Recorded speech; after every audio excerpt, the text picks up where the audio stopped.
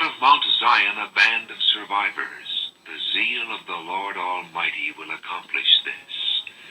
Therefore this is what the Lord says concerning the king of Assyria.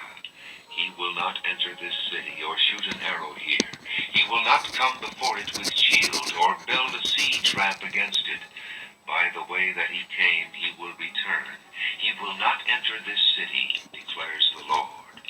I will defend this city and save it, for my sake and for the sake of David my servant.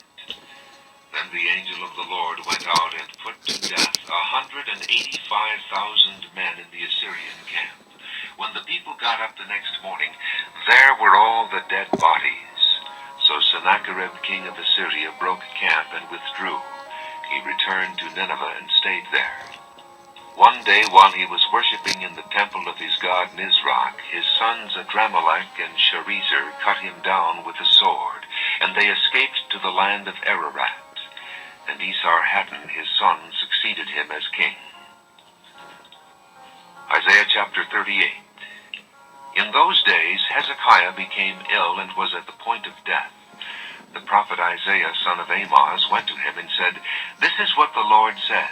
Put your house in order, because you are going to die. You will not recover." Hezekiah turned his face to the wall and prayed to the Lord. "Remember, O Lord, how I have walked before you faithfully and with wholehearted devotion, and have done what is good in your eyes."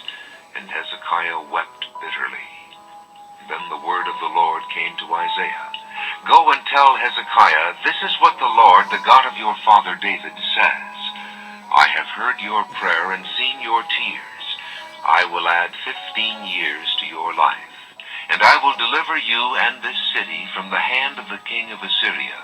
I will defend this city. This is the Lord's sign to you, that the Lord will do what he has promised.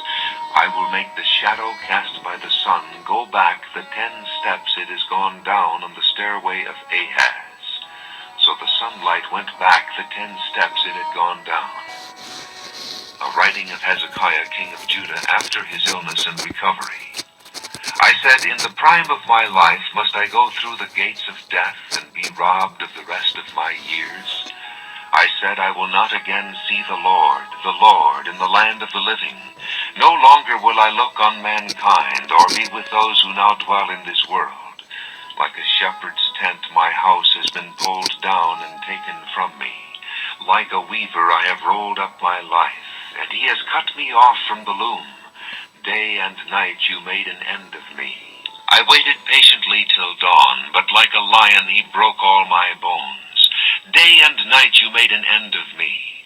I cried like a swift or thrush. I moaned like a mourning dove. My eyes grew weak as I looked to the heavens.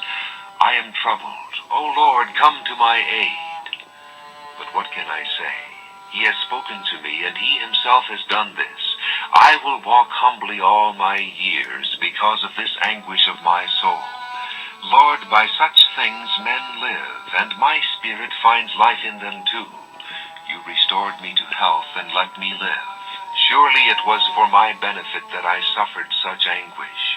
In your love you kept me from the pit of destruction. You have put all my sins behind your back.